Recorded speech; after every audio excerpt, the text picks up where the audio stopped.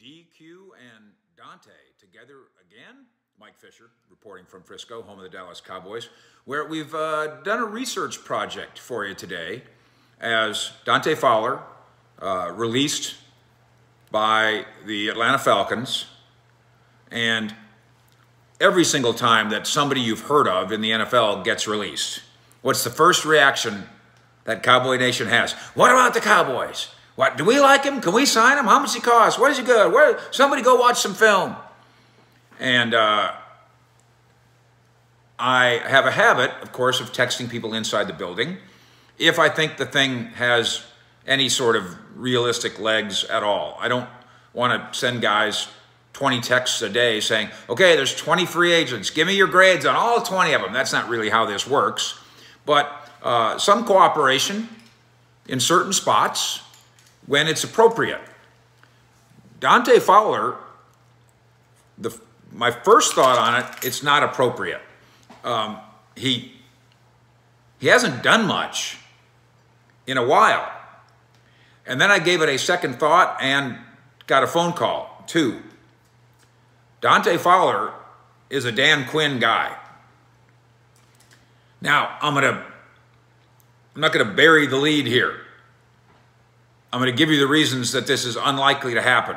But I'm also going to give you the background so you have a really good understanding of what this is all about here.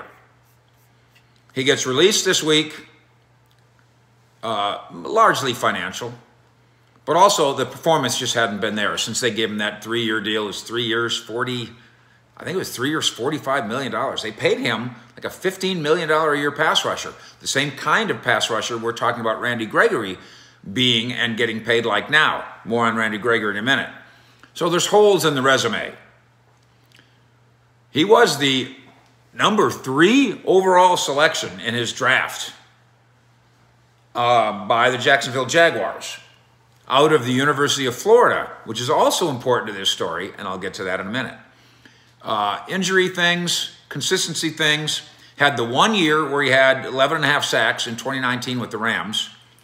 But otherwise, I think he had an 8-sack year. Just hadn't been special. Spotty availability, too. So the Falcons say goodbye to him.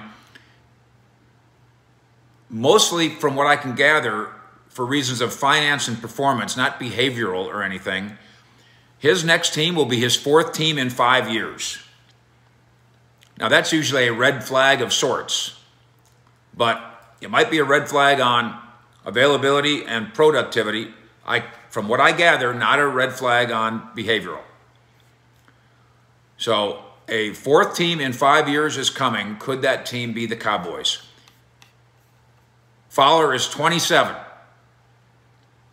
When he signed his 3-year, $48 million deal in Atlanta in 2020, guess who his head coach was? Guess who supervised and certainly signed off on it? That deal came under the umbrella of Atlanta Falcons head coach Dan Quinn. Yes, your same Dan Quinn. The same Dan Quinn that in Atlanta, they're going, I don't know what he ever did. And in Dallas, we're going, he hung the moon. He's a golden god in Dallas, Dan Quinn is. It also turns out he's a golden god in the eyes of young Fowler. We know that Dan Quinn, as we told you last summer, and Stephen Jones predicted this, good on him, in his conversation with us, told us Dan Quinn's going to help us recruiting. And Keanu O'Neal was happy here, and DeMonte KZ was happy here, and maybe they'll be happy again. Maybe Curse will be happy here, maybe Hooker will be happy here. But Keanu and KZ, of course, are guys that played with Quinn in Atlanta. Along comes Fowler, 6'3", 255, pass rusher. Does he have a bond with Dan Quinn? Indeed he does. Not only did Dan Quinn help bring him to Atlanta after he started with the Jaguars and then the Rams, Dan Quinn was also Dante Fowler's position coach at the University of Florida. What? Yeah. Quote from Fowler from a couple of years ago, talking to the Atlanta paper. He definitely played a huge factor in me signing with Atlanta. We built a relationship at Florida. He used to come and see me and talk to me. Everything was genuine. Yeah, that's your Dan Quinn. He talked to me about a lot of things just as a man. And over that 1 year span of him being with me at Florida, I went to his house, met his wife. I had Thanksgiving dinner at his house. Yep, that's our Dan Quinn. So I talked to 3 separate people from different kind of walks of life here. And I'm going to give you an educated guess on what the Cowboys' official take is. But I'm going to tell you that a source close to the situation in Atlanta tells me that Fowler didn't really develop a bunch of pass rush moves. That this year his season was ruined by trying to come back too soon from injury. And then the money thing kind of becomes an albatross. It's great to get $15 million a year, but then the expectations are what they become. An NFL scout tells me, plays hard, but production is nothing special. Plays hard. So again, this isn't a character flaw that has him back on the street. Third NFL personnel guy, quote to me, he still has something left in the tank. So I talked to 3 of them. That's a lot of work for me. So here's my educated guess as it regards the cap challenge Cowboys, who are definitely looking for prove-it deals and reclamation projects, and they'll look for Dan Quinn to help that. Quinn, educated guess, would surely give Fowler an in-house thumbs up at the right price.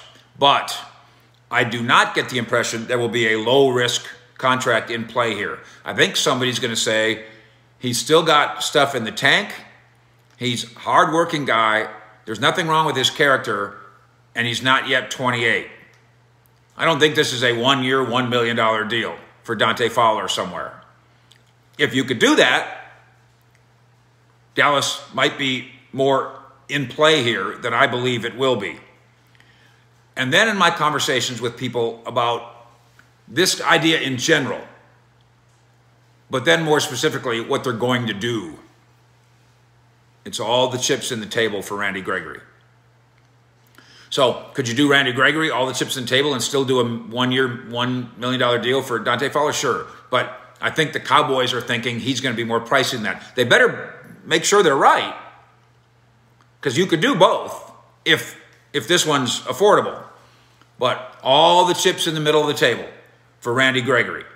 That's where the pass rush chips are going. They're going to push him in the middle of the table, meaning Dante Fowler will be pushing for work elsewhere. But I hope that you appreciate the background, the Dan Quinn, Dante Fowler thing. I think it's important. I think it's something we should put away in the filing cabinet and watch who and what bids on Dante Fowler going forward. There's your Fowler scouting report from a Cowboys perspective from Frisco. We'll be at the Star a little bit later today with a couple of special guests right around Fish at 6. I hope you'll join us. Thank you for subscribing to what we do here. If you find this information, you'll notice, with all due respect to the YouTube world, we're not just grabbing this stuff out of our pockets. We spent the day on this. And you can find more information, of course, on this on cowboyssi.com, and more information on the Cowboys in general by just poking around here on the Fish Report. We'll see you Fish at 6 coming up from the Star. Fish out.